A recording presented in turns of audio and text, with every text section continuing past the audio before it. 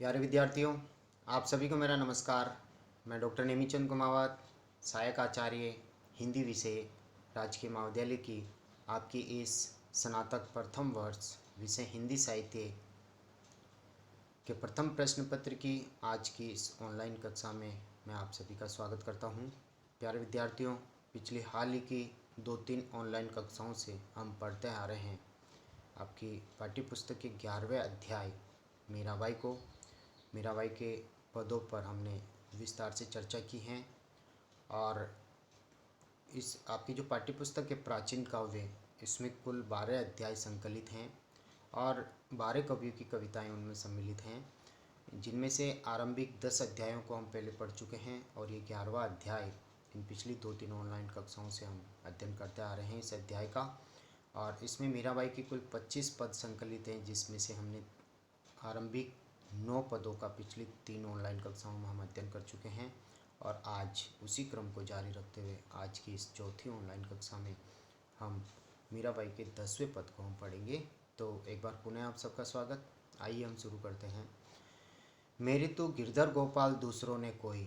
मीराबाई जी यहाँ कह रही है कि मेरे लिए तो संसार में केवल गोवर्धन पर्वत को धारण करने वाले गिरधर, गोपाल और गायों के पालन पोषण करने वाले ग्वाले दूसरे ने कोई, यानी वह ग्वाले और वह गोवर्धन पर्वत को धारण करने वाले कृष्ण ही मेरे सब कुछ हैं, इनके सिवाय मेरा कोई नहीं है।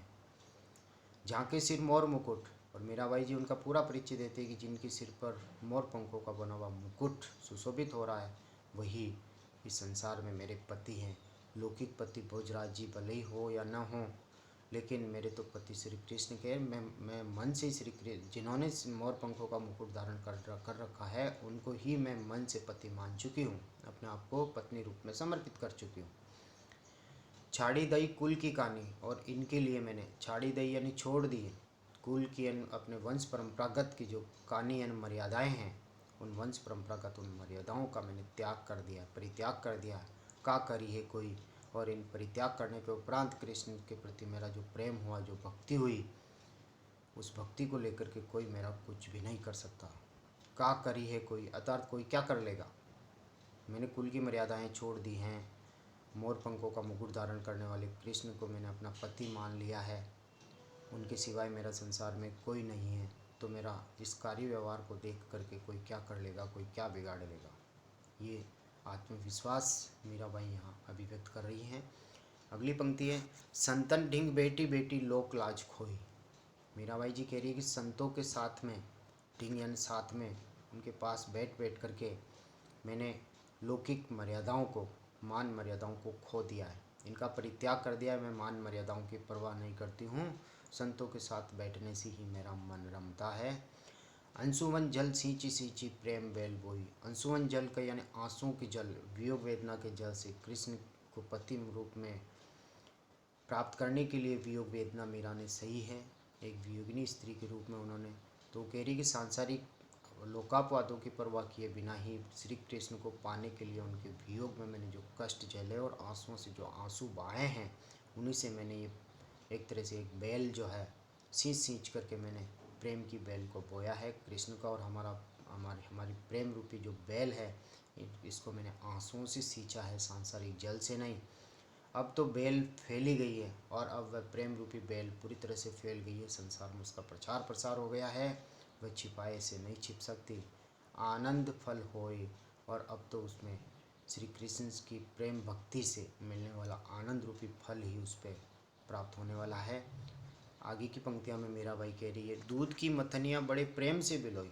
मीराबाई जी कहती कि दूध को जमाने के उपरांत मैंने दही को बिलोया, उसमें मथनियाँ चलाई, बड़े प्रेम से, यानी श्री कृष्ण के भावों और मीरा के भावों रूपी दही को उन्होंने बिलोया, यानी भाव पूरी तरह से मिक्स किया, उनको मिलाया। दधी दधी मथी घृत काढ़ी लियो। और मीराबाई कह रही है कि मैंने दही को मथ मथ करके उनमें से जो घी, जो कीमती मूल्यवान जो चीज़ें थी, वो मैंने बाहर निकाली है। डारी दही छोई, और डारी ने छोड़ दिए, छोई यानी छाछ को, यानी कहने का तात्पर्य बेकार, इन संसार में जो मैंने जन्म लेकर के कृष्ण से जो प्रेम किया है, उस प्रेम को मैंने एक तरह से इस तरह से भिगोया है दही की तरह, तो संसार में जो कीमती कीमती चीज़ें हैं वो घी के रूप में मैंने प्राप्त कर ली हैं, और जो फालतू बेकार की बातें थी वो छाछ की भांति मैंने व्यर्थ उनको छोड़ दिया है। अंतिम दो पंक्तियों में मीराबाई कह रही है, भगत देखी राजी हुई, जगत देखी रोई। मीराबाई कहती है कि मैं साधु संतों को, भक्तों को, कृष्ण के भक्तों को देख देख कर कहती थी खुश होती हूँ, प्रसन्न होती हूँ, और जगत देखी रोई, और संसार के इस कार्य व्यापार को देख करके जो मेरी भक्ति में बाधा और अड़चन बन रहे हैं, उनको देख देख करके मैं रोती हूँ कि ये लोग ऐसा क्यों करते हैं। दासी मेरा लाल गिरधर तारो अब मोही। और फिर अंत में मीरा कृष्ण से अनुरोध करती है, प्रार्थना करती है कि प्रभु मैं तो आपकी दासी हूँ, मैं आप ही के प्रति समर्पित हूँ, और इस संसार सागर से अब आप मेरा उद्धार कर दीजिए। तारो अब मोही, अर्थात मेरा उद्धार कर दीजिए, मुझे अपना लीजिए, मुझे अपनी शरण में ले लीजिए। अगले 11वें पद की ओर हम आगे बढ़ते हैं। 11वां पद है, मैं तो सांवरे के रंग राची। मीराबाई कह रही कि सांवरे यानी कृष्ण, श्यामवर्णी कृष्ण के प्रेम रंग में पूरी तरह से रांची यानी रंग गई हूँ, यानी प्रेम में तन्मय हो गई हूँ, लीन हो गई हूँ, डूब चुकी हूँ। उनके सिवाय मुझे कुछ भी अच्छा नहीं लगता, और उनके लिए मैं सब कुछ कर सकती हूँ। साजी श्रृंगार, मीराबाई जी कहती है कि कृष्ण के लिए मैं 16 श्रृंगार करती हूँ, अपने आप को सुसज्जित करती हूँ, ताकि, और साथ ही वो ये भी कहना चाह रही कि बांधी पग घुंघरू, यानी पैरों में घुंघरू बांधती हूँ, यानी वस्त्र आभूषण धारण करके उनके लिए सज धज करके तैयार होती हूँ, क्योंकि मैं उनकी प्रेयसी हूँ और वो मेरे प्रियतम पति परमेश्वर हैं। लोक लाज तजी नाची, और पैरों में घुंघरू बांध करके 16 श्रृंगार करके सारी वंश परंपरागत लोक मर्यादाओं का परित्याग करते हुए मैं उनकी मूर्ति के सामने नृत्य करती हूँ, नाचती रहती हूँ, उनकी भक्ति में लीन हूँ, उनके प्रेम में पूरी तरह से रम गई हूँ। नृत्य कर करके मेरे प्रियतम को मैं मना रही हूँ, प्रसन्न कर रही हूँ। गई कुमति लई साध की संगत, लई साध की संगत यानी कि मीराबाई कह रही है कि साधु की संगत प्राप्त करने के उपरांत, सत्संगति प्राप्त करने के उपरांत मेरी जो दुर्बुद्धि थी, सांसारिक दुर्बुद्धि, वह नष्ट हो चुकी है। भगत रूप भई सांची, यानी जो मेरा सांसारिक स्वरूप है, उस स्वरूप का मैंने परित्याग कर दिया, और एक भक्तिनी के रूप में सच में ही मैं सच्ची साबित हो चुकी हूँ। गाय गाय हरि के गुण निशिदिन, और फिर अंत में मीरा कहती है कि रात और दिन, निशिदिन यानी रात और दिन ईश्वर के गुणों का मैं गुणगान करती रहती हूँ। काल ब्याल सो बाँची, और काल यानी मृत्यु रूपी सर्प से अब तक मैं बची हुई हूँ, अब तक मेरी उससे रक्षा हो गई है, क्योंकि ईश्वर का गुणगान करने से, साधु संगतों की संगत में रहने से, और कृष्ण के लिए सज धज करके श्रृंगार करके पैरों में घुंघरू बांध के उनकी मूर्ति के सामने नृत्य करने से अब तक मैं यमराज रूपी मृत्यु देवता से मेरी रक्षा हुई है। इन्हीं कृष्ण की कृपा दृष्टि मेरे ऊपर हमेशा रही है। उन बिन सब जग खारो लागत, मीराबाई जी कह रही कि उन कृष्ण के बिना अब मुझे ये सारा संसार जो है खारो यानी कड़वा लगता है, अच्छा नहीं लगता है, मन को संसार भाता नहीं है, और बात सब कांची, और सांसारिक जो बातें हैं व्यर्थ है, झूठी है, कच्ची है। मीरा श्री गिरिधरन लालसु, भगत रसीली जांची, और अंतिम पंक्ति में मीरा जी कह रही है कि गिरधरन यानी गोवर्धन पर्वत को धारण करने वाले श्री कृष्ण की भक्ति में, उनकी रसीली भक्ति में पूरी तरह से मीरा कह रही कि मेरी परीक्षा हुई है। जांची यानी जांचना, परखना, परिचय प्राप्त करना, यानी एक तरह से मुझे भक्तिनी रूप में ही पहचाना जाए, या भक्तिनी रूप में ही मैं प्रसिद्ध हो गई हूँ। यानी प्रेमा भक्ति पर पूरी तरह से मीराबाई आश्रित हैं। उन्होंने कृष्ण के प्रति अपने आप को पूरी तरह से समर्पित कर दिया है, अपने आप को एक प्रेमिका यानी पत्नी रूप में, और कृष्ण को प्रेमी यानी पति रूप में मानते हुए उन्होंने जो भक्ति की है वह माधुरी भाव की भक्ति, कांता भक्ति कहलाती हैं।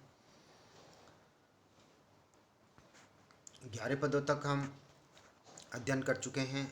अगले 12वें पद की ओर हम आगे बढ़ रहे हैं, और 12वां पद ही आपके सामने है। मैं तो गिरधर के घर जाऊं, मीराबाई कह रही है कि सांसारिक घर में कहीं मैं इधर उधर पति के घर में या पीहर पक्ष में कहीं इधर उधर नहीं जाती, मैं तो बस केवल एक ही घर है मेरा, परमपिता परमेश्वर का घर, गोवर्धन पर्वत को धारण करने वाले कृष्ण का घर, बस मैं तो उन्हीं के घर उनसे मिलने के लिए जाती हूँ, क्योंकि वही मेरे पति परमेश्वर और सर्वस्व सब कुछ हैं। अनन्य भक्ति है यहाँ मीराबाई की। गिरधर मारो सांचो प्रीतम, मीराबाई कह रही कि संसार का कोई अन्य कोई प्राणी मेरा प्रियतम नहीं हो सकता, बस केवल कृष्ण ही मेरे सच्चे प्रियतम हैं। देखत रूप लुभाऊं, और उन्हें देखते ही उनके सुंदर रूप पर मैं लोभित हो जाती हूँ, मोहित हो जाती हूँ, आकृष्ट हो जाती हूँ। ऋण पड़े तभी उठी जाऊँ, अर्थात रात होने पर ही मैं उनके घर चली जाती हूँ। भोर भये उठी आऊँ, और भोर यानी प्रातःकाल होते ही उनके घर को छोड़ के मेरे घर आ जाती हूँ। यानी हमारा प्रेम संबंध बहुत घनिष्ठ हैं। ऋण दिना वाके संग खेलूँ, मीराबाई कहती कि रात और दिन मैं श्री कृष्ण के साथ ही खेलती रहती हूँ, उन्हीं के साथ मेरा मन रमता है। ज्यों त्यों ताही रिझाऊँ, यानी जैसे तैसे हो, चाहे पैरों में घुंघरू बांध के नाचना पड़े, चाहे दासी बनना पड़े, या फिर 16 श्रृंगार सज धज करके उनको प्रसन्न करना पड़े, जैसे तैसे मेरे सांवरे कृष्ण जो है प्रसन्न होते हैं, वैसे ही उनको रिझाती हूँ, प्रसन्न करती हूँ, खुश करती हूँ। और मीराबाई इतनी समर्पित हैं श्री कृष्ण के प्रति, वो कह रही हैं, जो पहिरावे सोई पहरूँ, यानी वह जो मुझे पहनाएंगे, वस्त्र पहनने के लिए देंगे, वही मैं पहन लूँगी, पहनती हूँ। और जो देवे सो खाऊं, और वो जो मुझे खाने के लिए दें वह मैं खा लेती हूँ। यानी पूरी तरह से मैं संतुष्ट हूँ उनको पा करके, उनकी भक्ति को लेकर के। उनसे कोई अनुरोध, अनुनय, विनय और कोई प्रार्थना नहीं, वो जैसा रखेंगे मैं रहूँगी, एक पत्नी रूप में समर्पित होते हुए, और उनकी भक्ति में सदा करती रहूँगी। अगली पंक्तियों में, मेरी उनकी प्रीत पुराणों, मेरी उनकी प्रीत पुराणों, मीराबाई कह रही कि कृष्ण का और मेरा जो प्रेम संबंध है ये बहुत पुराना है, बहुत प्राचीन पूर्व जन्म का प्रेम संबंध है। उन बिन पल न रहूं, इसलिए इस संसार में भले ही पति पत्नी का अन्य प्रेम संबंध हो जाए, लेकिन वह प्राचीन गठबंधन जो प्रेम है, वचन कृष्ण ने जो दिया था, उनके बिना मैं अब एक पल भी नहीं रह सकती। जहाँ बैठा वे तिथि बैठूँ, मीराबाई कह रही कि मुझे एक कदम आगे बढ़ने के लिए कृष्ण कहते तो मैं आगे बढ़ जाती हूँ, पीछे आने के लिए कहते तो मैं पीछे आ जाऊँ, जहाँ बैठा हुआ मैं वहीं बैठ जाती हूँ। यानी उन्हीं के ही आदेशों का मैं पालन करती हूँ। बेचे तो बिक जाऊँ, और यदि कृष्ण मुझे कहीं बेच भी दे तो भी मैं बिक जाऊँगी, मना नहीं करूँगी। यानी यहाँ मीराबाई का श्री कृष्ण के प्रति भक्ति करते हुए पूर्णतः समर्पण है। वो जो कहेंगे मीराबाई वैसा करने के लिए तैयार हैं, जैसे तैसे प्रसन्न होते हैं वैसा का वैसा ही मीराबाई करने के लिए तैयार हैं। जो खाने पीने के लिए देंगे उसी में मीराबाई संतुष्ट हैं। मीरा के प्रभु गिरधर नागर बार बार बलि जाऊं, इसलिए मीराबाई यहाँ कह रही है कि गोवर्धन पर्वत को धारण करने वाले चतुर नटवर नागर श्री कृष्ण के ऊपर मैं बार बार न्योछावर होती हूँ। अपने आप को मैं समर्पित कर चुकी हूँ, उनकी शरण में मैं हूँ। वो जैसा कार्य व्यवहार करेंगे मैं वैसा ही करती रहूँगी। अगला 13वां पद है। 13वें पद की ओर हम आगे बढ़ते हैं। मायरी में तो लियो गोविंदो मोल, मीराबाई जी यहाँ कह रही कि हे माँ, मैंने तो श्री कृष्ण को मोल खरीद लिया है। कोई के छाने कोई के चौड़े, यानी कुछ लोग तो कह रहे हैं कि मीराबाई ने छिप करके कृष्ण को खरीदा है, और कोई कहें कि चौड़े खुलेआम खरीदा है। लेकिन मीराबाई इन दोनों ही तर्कों को एक तरफ करते हुए कहती कि लियारी बजंता ढोल, ने तो छिप करके लिया, ने चौड़े लिया, बल्कि ढोल बजा बजा करके प्रचार प्रसार करते हुए मैंने श्री कृष्ण को खरीदा है। खरीदने का मतलब उनको पति रूप में प्राप्त किया है, और अपने आप को पत्नी रूप में प्रस्तुत किया है। यानी पति पत्नी का गठबंधन हुआ है। मीरा ने श्री कृष्ण को किस तरह से अपनाया है वो बात यहाँ कह रही है। कोई के मुहंगो कोई के सुहंगो, यानी कुछ लोग कहते हैं कि मीरा ने तो अपने जीवन को अर्पित करते हुए, यानी सारा जीवन उनको समर्पित करते हुए, कीमती जीवन सौंपते हुए श्री कृष्ण को बड़े महंगे रूप में प्राप्त किया है। कोई के सूंगो, कोई कहते बहुत सस्ता ले लिया है। लेकिन मीराबाई कहती है कि लियोरी तराजू तोल, मैंने तो पूरी तरह से तराजू में तोल करके लिया है, यानी सब चिंतन मनन करने के उपरांत लिया है कि ये मेरे लिए जीवन में पति परमेश्वर रूप में साबित होंगे कि नहीं होंगे, कि मैं प्रेयसी रहूँगी कि नहीं रहूँगी। यानी एक दूसरे के जीवन साथी बनने से पहले मैंने तराजू में तोल करके मोल भाव किया है। कोई के कारो कोई के गोरो लियोरी एमलिक मॉल। मीराबाई कह रही है कि कोई तो मुझे श्री कृष्ण को काला कहते हैं और कोई कहते हैं कि श्री कृष्ण तो गोरे हैं। और अंत में मीराबाई कह रही है कि मैंने तो अनमोल निधि समझ करके, खजाना समझ करके श्री कृष्ण को लिया है। अब वो चाहे गोरा हो, चाहे काला हो, चाहे महंगा हो, चाहे सस्ता हो, यहाँ कुछ सब लोग जानते हैं। मीराबाई कह रही है कि ये सारे कार्य व्यापार को लोग जानते हैं। लियोरी आँखी खोल। मीराबाई कह रही है कि मैं धोखा नहीं खा सकती। मैंने पूरा विचार किया है। उनको जीवन साथी बनाने से पूर्व मैंने खूब चिंतन मनन किया है और उनको पति परमेश्वर रूप में मैंने अपनाया, तो आंखें खोल करके अपनाया और अपने आप को समर्पित किया है। इसमें मैंने धोखा नहीं खाया है। पूरा विचार करके मैंने लिया है, चिंतन मनन किया है। मीरा को प्रभु दर्शन दीजिए पूर्व जन्म को कौन। अब यहाँ अंत में मीराबाई कह रही कि प्रभु अब तो मुझे दर्शन दे दो। मैंने आपको पति रूप में मान करके अपने आप को आपकी प्रेयसी पत्नी रूप में प्रस्तुत करते हुए, समर्पण करते हुए मैंने आपकी भक्ति की है। और लोग तरह तरह के लोग का अपवाद कर रहे हैं। सस्ता लिया, महंगा लिया, काला है, गोरा है। लेकिन मीराबाई कह रही कि मैंने तो आंखें खोल करके हे प्रभु आपको अपनाया है, इसलिए अब आप मुझे दर्शन दे दीजिए। क्योंकि ये पूर्व जन्म का कॉल है। आपने पूर्व जन्म में मुझे वचन दिया था रासलीलाओं के दौरान कि आज इस जीवन से मैं तेरा उद्धार करता हूँ। तुम एक गोपिका रूप में थी और कृष्ण ने वचन दिया था कि मैं अगले जन्म में तुझे पति रूप में प्राप्त होऊंगा और तुम मेरी प्रेयसी बनोगी। तो हे प्रभु उसी जन्म का, उसी वचन का निर्वाह करते हुए प्रभु अब आप मुझे दर्शन दीजिए। तो प्यारे विद्यार्थियों, आज की इन 2 ऑनलाइन कक्षाओं में हमने 13 पद तक हमने अध्ययन कर लिया। आज की इस ऑनलाइन क्लास तक हमने मीराबाई जी के इन पदों की व्याख्या करते हुए 4 ऑनलाइन कक्षाएं हमने पढ़ ली हैं। आज की इस ऑनलाइन कक्षा को मैं यहीं समाप्त करता हूँ। अगली जो ऑनलाइन कक्षा होगी वो हम 14वें पद से आरंभ करेंगे। कुल 25 पद आपकी इस पाठ्य पुस्तक में 11वें अध्याय के रूप में मीराबाई के अध्याय में 25 पद संकलित हैं। तो अगली ऑनलाइन कक्षा में हम 14वें पद से पढ़ेंगे। आप सभी से आग्रह है कि कॉलेज के इस यूट्यूब चैनल पर जो ये वीडियोज अपलोड किए जा रहे हैं, जिन्हें ओपन करके आप अपनी ऑनलाइन पढ़ाई कर रहे हैं, तो इस कॉलेज के इस यूट्यूब चैनल को आप सब्सक्राइब जरूर करें और इन वीडियोज़ को आप लाइक करें। आप सभी को बहुत बहुत धन्यवाद।